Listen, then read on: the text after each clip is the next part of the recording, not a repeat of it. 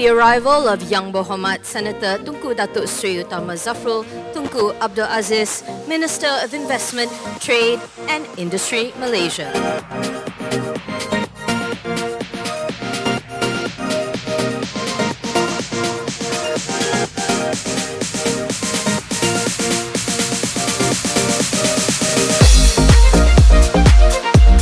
The theme of this forum, Financing for a Green Future, is very apt. There's intense pressure on businesses and industries to transition towards a lower carbon future.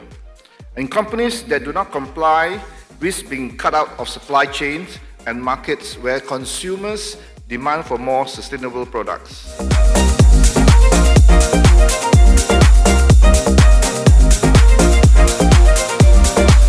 Today, more than 60% of our trade partners and over 8,000 corporations globally have announced their net zero commitments by 2050. And we can expect the governments of these countries to enforce stricter ESG requirements.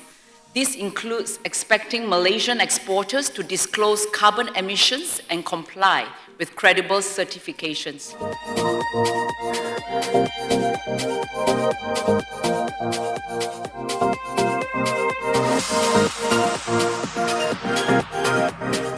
In Southeast Asia, there was a report by McKinsey that valued that the business in green economy in Southeast Asia is valued up to $200 billion US dollars by 2030.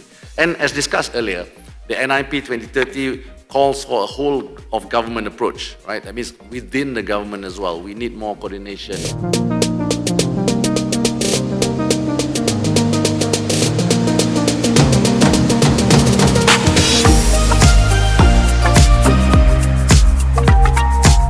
In Korea, government has already pushed for green credit cards that incentivize behavior of consumer down to the ground level, and it is well coordinated. More than half of the population are going for green credit cards, and that is also to ensure that as an option between driving car and taking a public transport, there is incentivization that makes sense, and it optimizes the infrastructure that we see today that we have as well.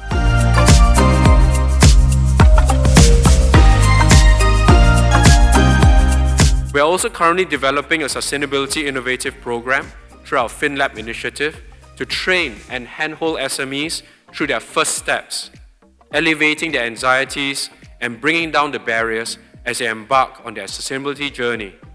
We aim to launch this later this year.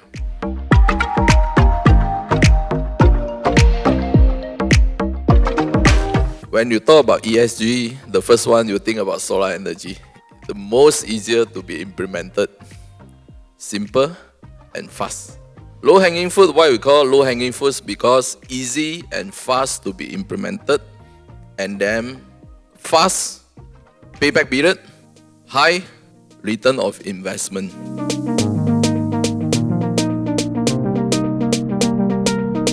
I would love to get both of your, if you have any advice for Malaysian companies, because I think both of you are actually energy industry, and energy is the biggest source of emissions for our country and for almost all companies as well.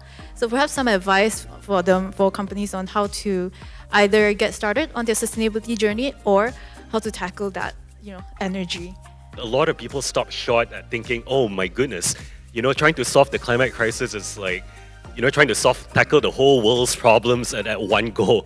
And there is fear that they won't be able to achieve that. But I think it's important to prioritize progress over perfection. So take one step at a time, right, to kind of make a small change.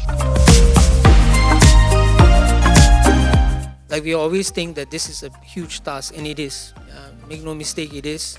It's changing processes. It's starting best business practices, and it's really like a lot of it is groundbreaking. A lot of the projects, a lot of the ideas can stem from the people within the organization, and all you just need to do is just empower them.